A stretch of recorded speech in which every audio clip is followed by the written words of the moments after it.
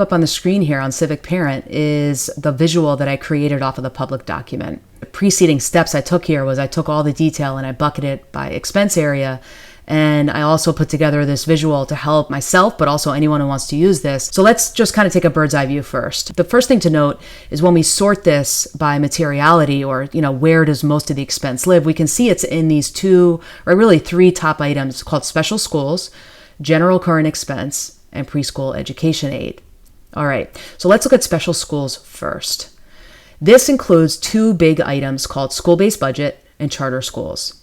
Now, the school-based budget, this is basically all the expense that lives within individual school buildings. So that's one way to visualize this.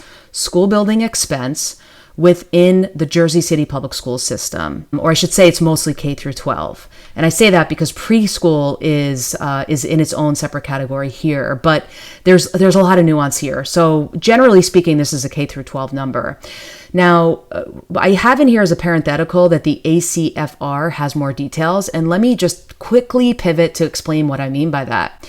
I have here the Annual Comprehensive Financial Report, or ACFR for short, for the year ending June 30th, 2024. So this is a bit dated, but these are the audited financials that are on the Jersey City Public Schools website. Here's what we can see in this report, and I'm spending time on this just to explain the school-based budget because it's so important. This is where a lot of the expense lives. The school-based budget schedules for the year ending June 30th, 2024. Now let's take a look at an example of a school. I'm going to choose PS number 3. This is the first school listed because it's number 3, so it's just in ranked order within this huge document. But here's where we can see things like kindergarten salaries of teachers, grade 1 through 5 salaries of teachers. And this is all part of regular programs instruction. And if you scroll down this report, you can see additional things like special education instruction. We can see things like the resource rooms and resource center. So this is all like very concrete details that might make sense to a parent who's inside the school and seeing what the school does. Things like guidance counselors and so on. Each school typically will have 2 pages because that's how much detail is within a school's sort of expense structure. Now, let me make one final point. The document we were just looking at was a historic document. I pointed it out simply to show the detail that exists within this school-based budget. So when I say ACFR has more details, what I'm pointing to is the type of expense that's included in there.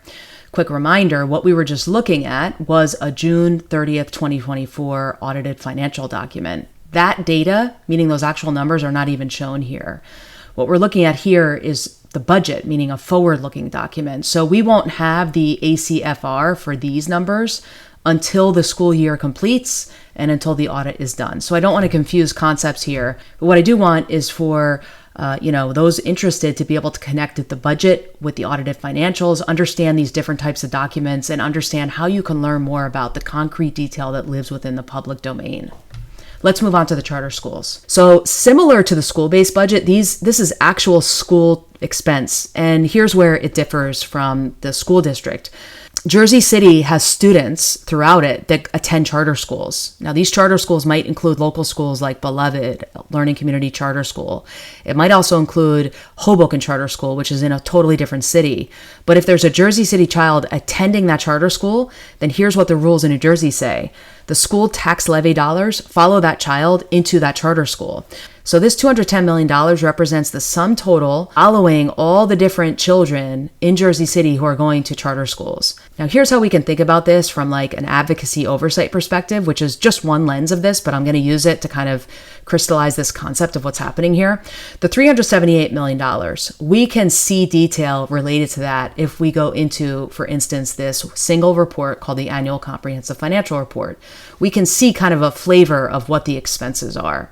Now, I have not done research into charter schools specifically. It's too fragmented and it's just not something I focused on. But you could, if you wanted, go to a charter school website and they should have their annual comprehensive financial report with similar detail to what we just saw for the Jersey City Public Schools within that comprehensive financial report. So every charter school is designated as its own district within the state data. So that's one way to think about a charter school. It's its own separate district. So when we think about all of the 39 public schools within the system of Jersey City Public Schools, plus all the charter schools that Jersey City children attend, you can see how fragmented this gets. And this is what makes following the public money with respect to school funding so difficult. It's also what makes it really important for us to understand this larger paradigm because all of this money matters. All of this money relates to Jersey City students who are attending public schools funded with public tax dollars.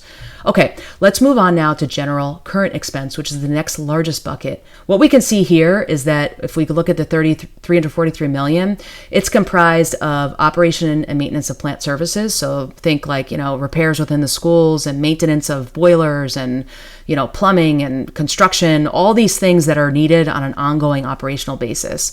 That's going to be $85 million. Then we have employee benefits, healthcare, pension costs. That's going to be included in its own separate line item.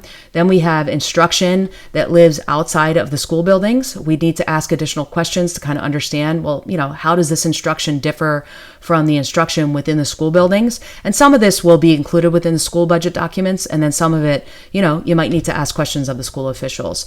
So this is a pretty long list. Some of it is going to make, sense, like child study teams. It's broken out within general current expense. Central services, improvement of instruction services. These are items that are centralized and then deployed to the schools. That's kind of how I think about it. The next big bucket of expense that we have is the preschool. And I referred to this earlier in my previous video when I talked about, preschool aid coming in from the state and then being sort of pushed out to the preschool programs throughout the city.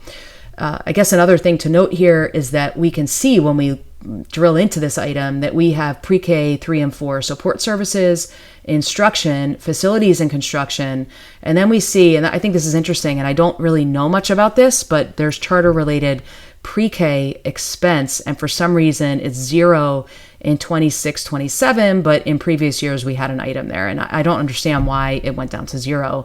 And this is an example of a question you could ask in the public comment period. Finally, I'll just point out that if you want to come into this on your own time, you can click into these various categories. I'm not going to go into it here, but federal projects, capital expense, other state projects, and you can learn about where some of this other expense lives. Okay, so this is a quick overview of the expenses. What I'll do in a separate video is look at how we fund all of this.